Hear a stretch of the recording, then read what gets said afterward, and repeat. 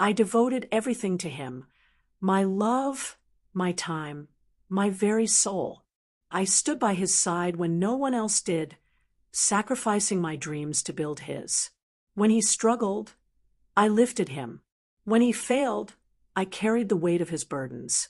I turned against my own family for him, believing that love meant standing by each other no matter what. And now, with our wedding just days away, I thought I had finally won the love I had fought so hard for, until I found him in bed with my best friend. My heart pounded, my breath hitching in my throat as I stood frozen at the doorway. The sight before me felt like a dagger plunging deep into my chest. His hands on her, their laughter filling the air, oblivious to my presence. My best friend, the woman I had trusted with my secrets, my fears, my joys, now wrapped in the arms of the man I had devoted my life to. A cold numbness spread through me as realization sank in. Everything I had built, everything I had sacrificed, had been for nothing. They didn't even have the decency to look ashamed when they noticed me. Instead, he smirked, leaning back lazily as if daring me to react. "Oh, you're here?" he drawled, eyes gleaming with amusement. My best friend.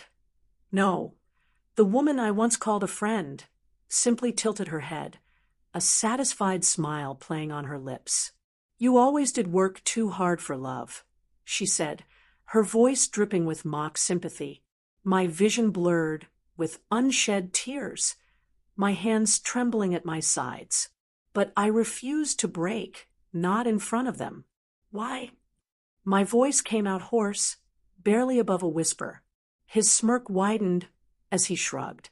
"Because I could," he said without an ounce of remorse. "You were useful, financially, emotionally, but honestly, you were always a little too desperate. It was pathetic." His words struck like whiplash, each syllable tearing at the foundation of everything I had believed in. My body screamed at me to run, to leave and never look back. But something inside me, something dark and unfamiliar, forced me to stay and memorize this moment. I needed to remember this pain. When I finally found the strength to move, I walked out without another word. Not because I was weak, but because I refused to let them see me break. The cold night air hit me like a slap, but it did nothing to numb the agony clawing at my chest. I had spent years loving a man who never saw me as anything more than a tool. I had given up my dreams, my relationships, my happiness. For what? My knees buckled, but I caught myself before I could fall. I wouldn't collapse. Not now. Not ever again. The following days passed in a haze of heartbreak and humiliation. The news spread like wildfire. Everyone whispered. Everyone pitied me. My ex-fiancé made sure of that.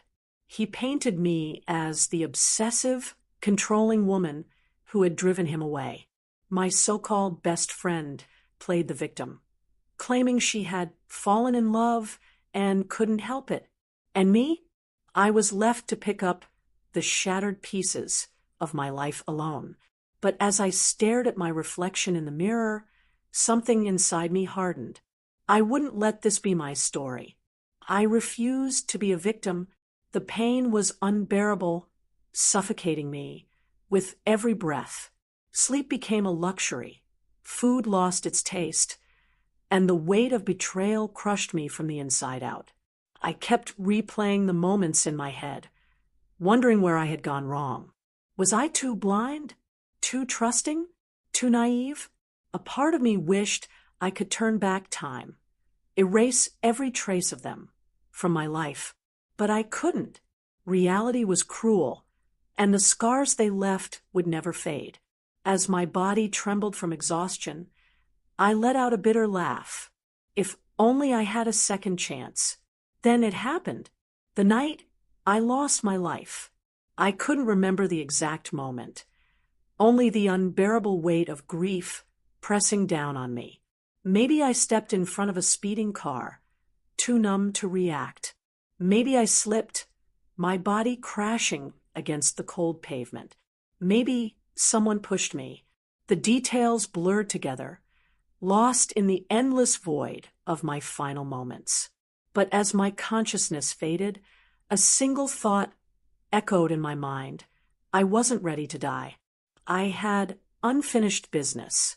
And as darkness swallowed me whole, I made a silent vow. When I woke up, the world was different. No, I was different. My surroundings felt eerily familiar, yet impossibly distant. My hands trembled as I reached for the phone beside my bed, my heart hammering as I saw the date glowing on the screen. 2 years ago, my breath caught in my throat. This was before everything went wrong. Before I had given everything to a man who never loved me. Before I had thrown away friendships, my dignity, my future for nothing. A slow, dangerous smile spread across my lips. This time, I would not be a fool. The first thing I did was cut him off. No hesitation, no regrets. The moment he called, expecting me to drop everything like before, I let the phone ring until it stopped. When he texted, his usual manipulative words trying to pull me back into his web, I deleted the messages without reading them. And when he showed up at my door, flashing the same charming smile that had once melted my heart, I met his gaze with icy indifference. "We're done," I said, my voice steady, unwavering. For the first time, I saw something in his eyes. Panic. It wasn't just about leaving him. No, that was far too simple. I wanted to ruin him, the way he had ruined me. I wouldn't play the fool again, wouldn't waste my tears on someone so utterly undeserving. Instead, I would take back everything, my time, my power, my dignity, and I would make sure he felt every ounce of the pain he had inflicted on me. My revenge wouldn't be loud or messy. It would be slow, calculated, and utterly merciless. He thought he had destroyed me, but he had only created his worst nightmare. Cutting him off was only the beginning. I knew exactly how his life would play out, his struggles, his failures, the moments where he would need me the most. And this time, I wouldn't be there. I watched from a distance as he tried to contact me, his calls growing more frequent, his messages shifting from annoyance to confusion. He wasn't used to being ignored. In his mind, I was still the weak, desperate woman who would always come running. But he had no idea. This time, I was playing a different game, and I would win. He wasn't the only one who needed to be dealt with. My so-called best friend, the woman who had stabbed me in the back without hesitation, still acted like my closest confidant. She didn't know what was coming. When she invited me to brunch, flashing her usual fake smile, I played along. I let her think I was the same naive girl, still seeking her approval, still hanging onto every word. But inside, I was already setting my trap. I wasn't going to just expose her. I was going to destroy her piece by piece. She loved to gossip, to spread whispers that ruined reputations, always pretending to be innocent. This time, I used her own weapons against her. Every time she spoke, I listened, carefully collecting information. The affairs she had hidden, the lies she had told, the bridges she had burned. Soon, I had everything I needed, and when the time was right, I let those secrets slip into the right ears. Within weeks, her perfect little world began to crumble. One by one, people turned against her, and she had no idea where the fire had started. Meanwhile, I thrived. Without him weighing me down, without her poisoning my mind, I reclaimed the life I had once thrown away. I reconnected with my family, mended broken bonds, and pursued opportunities one had abandoned for his sake. Every decision I made, every step forward, was a reminder that I didn't need him. He had never made me stronger. I had made myself stronger. And as the days passed, I saw the cracks begin to form in his carefully curated life. His career, his finances, his confidence. It was all slipping through his fingers. He still thought he could get me back. That was his biggest mistake. One night, he appeared outside my door, his expression carefully crafted into something resembling regret. "I messed up," he admitted, his voice low, pleading. "I realize now, I love you." The words that had once meant everything to me now felt hollow, meaningless. I tilted my head, pretending to consider them. "Love," I echoed, my voice laced with amusement. "You don't even know what that word means." Then, without another glance, I shut the door in his face. Revenge wasn't just about watching him suffer. It was about taking back control. He had built his success on my sacrifices, my support, my blind devotion. So, I made sure those pillars collapsed one by one. Every connection he had gained through me, gone. Every opportunity one had handed him on a silver platter, snatched away. I became the ghost that haunted his every failure, the shadow behind his downfall. And the best part? He had no idea it was me. He was too arrogant to believe that the woman he once discarded could be his undoing. Then came the moment I had been waiting for. The final, brutal strike. His world was already teetering on the edge, his desperation growing by the day. That's when I delivered the killing blow, public humiliation, just like he had once done to me. A carefully leaked truth, a ruined reputation, a scandal he couldn't escape. The people he had manipulated turned against him. His career crumbled beneath him. And for the first time, he tasted true helplessness. I watched from a distance as he fell, but there was no pity in my heart, only satisfaction. It should have felt like enough, but I realized something important. Revenge wasn't what made me whole. For the first time in my life, I wasn't chasing someone else's love or approval. I wasn't begging to be chosen. I had built something far greater than revenge, self-respect. And that was something he could never take away from me again. As I stood at the top, watching the ruins of the past fade behind me, I smiled. I had won, not just against him, but against the version of myself who once thought he was worth everything. And yet, life had more in store for me. Him, a man who was nothing like my past. He saw me not as someone to use, but as someone to respect.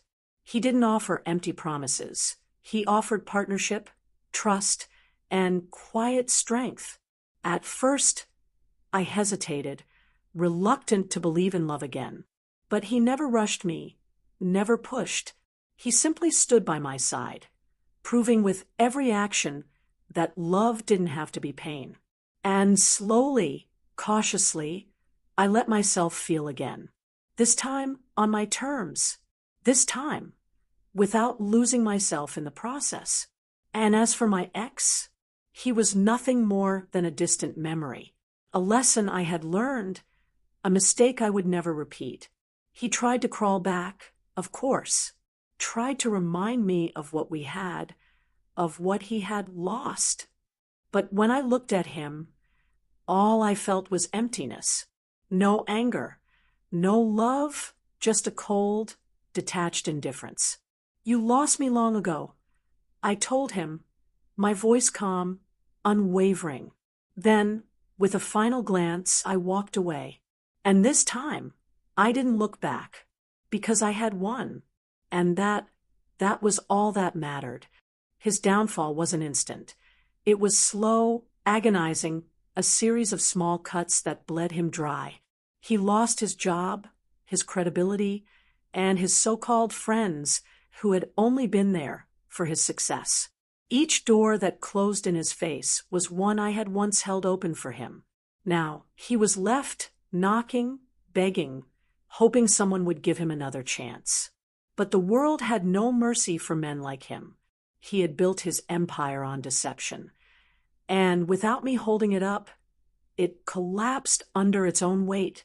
But I wasn't watching anymore.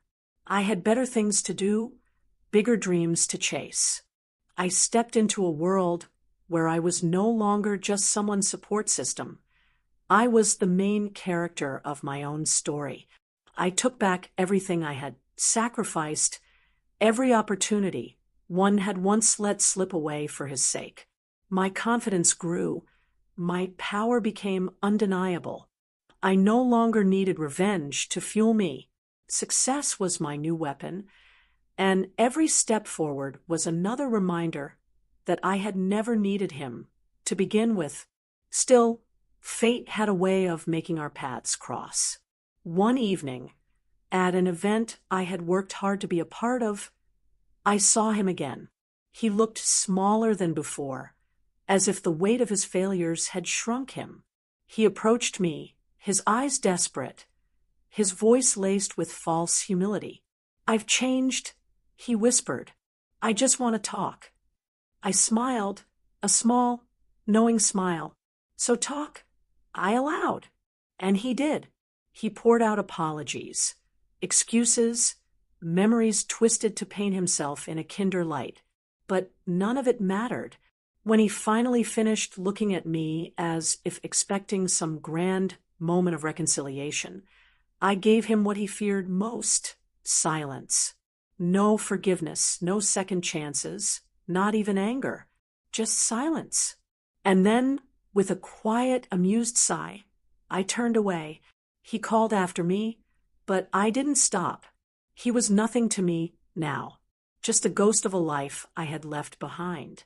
And for the first time, I felt it completely: freedom. The weight of him, of our past, of my misplaced devotion, had lifted. I was truly, finally, free. The new man in my life was nothing like him. He didn't beg for my attention. He earned it. He didn't play games. He was straightforward, steady, strong in a way that wasn't controlling, but comforting. At first, I kept my distance, afraid of losing myself again. But he never pushed, never demanded. Instead, he simply let me be me, standing beside me, without trying to overshadow me. It was terrifying, and yet exhilarating. For the first time, love didn't feel like a trap. It felt like a choice. He saw through me in ways my ex never could. When I put up walls, he didn't try to tear them down. He waited for me to open the door. When I hesitated, he didn't rush me. He gave me space. And yet, through it all, I felt his presence like an anchor, grounding me in a way I had never known before. It wasn't a fairy tale. It wasn't a whirlwind romance. It was steady, slow, real. And maybe, just maybe, that was what I had needed all along. Meanwhile, my ex was drowning. He had tried to climb back up, to regain some semblance of power, but every attempt ended in failure. He blamed everyone, but himself, his old business partners, his friends, even me. But there was no one left to save him. No one left to believe his lies. His last act of desperation, an attempt to ruin me, a fabricated scandal, a desperate smear campaign, all in a final bid to drag me down with him. But he had underestimated me. Again, I had seen it coming. I was always 2 steps ahead now. The moment he tried to strike, I crushed him. Legally, publicly, permanently. His final attempt at revenge backfired spectacularly, leaving him with nothing but humiliation. The world saw him for what he was: a fraud, a failure, a bitter man clinging to a past where he had power over me. but that past no longer existed, and neither did his influence. With one final move, I erased him from my life completely. People often asked if I regretted what I had done, if I ever felt guilty for the way I had orchestrated his downfall. My answer? Never. I didn't destroy him. I simply let him face the consequences of his own actions. The man he had become, the man he had always been, was his own undoing. I had simply stepped out of his shadow, and without me, he had collapsed. If anything, I had finally given him what he deserved. As for me, I was unstoppable. I had built something incredible, something that belonged solely to me. My success, my happiness, my freedom, it was all mine, and no one could take it from me again. Love was a possibility, but never a necessity. I had learned the most important lesson of all. I was enough just as I was. And as I looked toward my future, I knew one thing for certain. I would never, ever be that broken girl again. Because now, I was the nightmare he would never wake up from. His life had become a living nightmare, but not because of anything I did. It was his own greed, his own cruelty, his own mistakes that led him here. Every bridge he burned, every person he betrayed, it all came back to haunt him. He had built his entire existence on manipulation and control, but now he had no one left to deceive, no one to hold him up, no one to blame but himself. And that was the sweetest revenge of all. But I wasn't wasting any more energy thinking about him. My life was mine again, and I had bigger dreams to chase. I stepped into spaces I had once been too afraid to claim. I walked into rooms filled with powerful people, not as someone's assistant, not as a supporting character, but as an equal. And they noticed. They respected me. I wasn't just the woman who had survived betrayal. I was the woman who had won. And that, more than anything, was what truly mattered. Then, one day, I received an unexpected message. It was from her, my former best friend, the woman who had stabbed me in the back, who had laughed as my world crumbled. "Can we talk?" she wrote. I stared at the screen, amusement curling at the edges of my lips. How ironic. After all this time, after everything she had done, she had the audacity to come crawling back. I could only imagine what she wanted. Forgiveness, redemption, a chance to rewrite history. But she would get nothing from me. I met her, not because I wanted reconciliation, but because I wanted to watch her squirm. She looked different now, tired, desperate, a shadow of the woman who had once smirked at my misery. "I made a mistake," she admitted, her voice shaking. "I thought he loved me, but he used me just like he used you." I tilted my head, feigning curiosity. "And now you want what? My sympathy?" She swallowed hard. I just wanted to say, "I'm sorry." I let out a quiet laugh. "That's nice," I said simply, and then I walked away. She didn't deserve my anger. She didn't even deserve my hatred. She deserved nothing. That was the ultimate punishment, being erased from my life completely. Just like him, she had made her choices. And now, she had to live with them. The old me would have cried, would have wondered if maybe, just maybe, we could have rebuilt something. But I wasn't that girl anymore, and I would never be again. The power I held now wasn't just in revenge. It was in knowing my own worth, in never settling for less again. I had rebuilt myself from the ground up, and every lesson, every scar, every ounce of pain had made me stronger. I had once lived for love, sacrificed for it, destroyed myself for it. But now, I lived for me. Love would come, in time, but never at the cost of my own identity again. That was a promise I would never break. He tried one last time, one final, desperate attempt to slither his way back into my life. He showed up at my office, uninvited, unwelcome. "I made mistakes," he said, his voice strained. "But I loved you. I still do."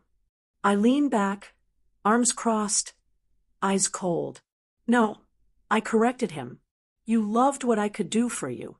And now that you have nothing, you think I'll save you?" He reached for my hand, but I pulled away. "I don't owe you anything," I said, "and I never will." His face twisted in pain, but I felt nothing. Security escorted him out, and that was the last time I ever saw him. That was how his story ended. Not with a dramatic confrontation, not with some explosive revenge plot. Just silence. Just nothing. And that was the cruelest fate of all, for a man who thrived on control, on power, on attention, to be completely and utterly forgotten, erased. And me?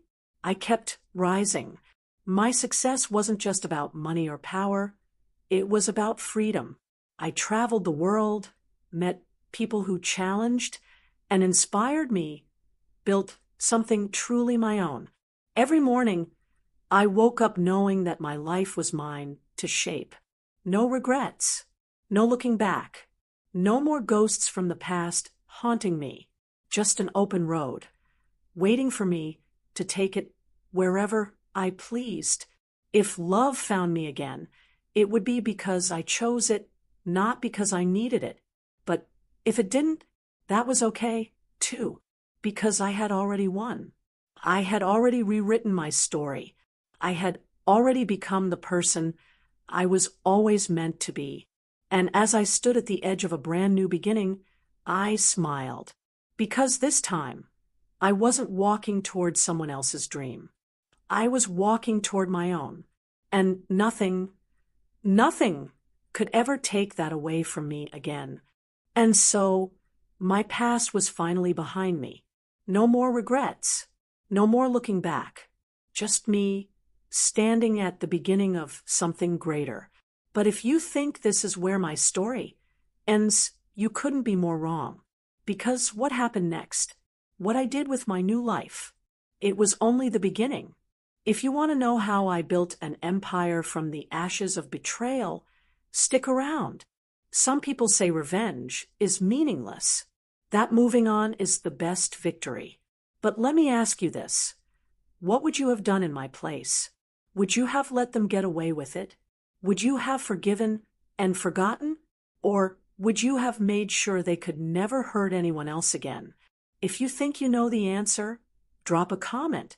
Let's see who really understands the power of payback. Oh, and my ex? You'd think after losing everything, he'd learn his lesson. Wrong. He tried to claw his way back to success, tried to scam his way into another woman's life. But the world wasn't as blind anymore. His reputation was ruined, not by me, but by the truth catching up to him. You won't believe how he hit rock bottom. And trust me, you'll want to hear every detail. So make sure you're subscribed, because that story, it's coming next. And as for the one who betrayed me, the so-called best friend, well, let's just say she tried to play the victim when things turned against her. But when people finally saw through her lies, she had nowhere to run. I could tell you exactly what happened to her, but you'll have to stick around for that. Some betrayals are worse than heartbreak, and karma always collects its debt. Some of you might think I went too far, that I should have just walked away. But let me ask you, have you ever been used, broken, and tossed aside like you were nothing? If you have, then you understand. And if you don't, then you've never been truly betrayed. So tell me, would you have done anything differently? If you're new here, hit that subscribe button, because in this world, you either rise or you get buried. But don't get me wrong. I didn't build my new life on revenge alone. No, I built it on power, on knowing my own worth, on never needing anyone's approval again. And if you've ever felt like you were lost, like someone else controlled your life, let me tell you, you're stronger than you think. Stick with me, and I'll show you how to take back what's yours. They never saw me coming. Not the ex who underestimated me. Not the so-called friend who stabbed me in the back. Not the world that thought I would crumble. But I didn't just survive. I thrived. And if you love stories of betrayal, survival, and ultimate revenge, then this is just the beginning. Subscribe now, because my next story, it's even crazier than this one. The weak get forgotten. The strong write their own stories. And me? I'm just getting started. If you've made it this far, then you're already part of the story. But the question is, are you ready for what comes next? There's only one way to find out. Hit that button, stay with me, and let's rewrite fate together. You think this was intense? You haven't seen anything yet. Because while my past may be buried, there are other stories that need to be told. Stories of love, betrayal, and power. Stories that will leave you speechless. And trust me, you don't want to miss them. Subscribe now, and let's dive into the next chapter. And remember this, revenge is sweet, but success is sweeter. If you've ever been underestimated, if you've ever been doubted, if you've ever wanted to prove the world wrong, then you belong here. This isn't just my story. It's yours too. So join me, hit that button, and let's show them what happens when the underestimated rise.